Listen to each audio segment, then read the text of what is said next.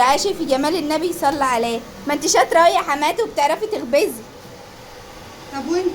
لا انا ما بعرفش، الخير والبركه فيك انت بقى. لا يا شيخ. ايوه. ليه ما بتاكليش منه؟ لا ما بحبش ده، لما تعملي رقاق بقعد اكل منه. لما اعمل ايه؟ رقاق. سلطه طحين. الله يسامحك. ليه الادب اللي حاطه عليك ده؟ انت ماشي مش يا فاتحه في حاجه خالص. شايفه طالع منور ازاي، لكن بتاعي كان طالع مضل. انت مش فاتحه في حاجه، كلي بعجل حلاوه. شايفه منور وقابب ازاي، بتاعي كان طالع فطسان في نفسه. شايفه. تعالي طلعي ده هم الفرن.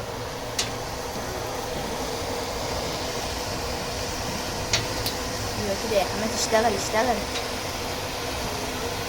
انت عارفه انت لما تموتي انا مش هزعل عليك. ليه؟ ما ريحتنيش يوم.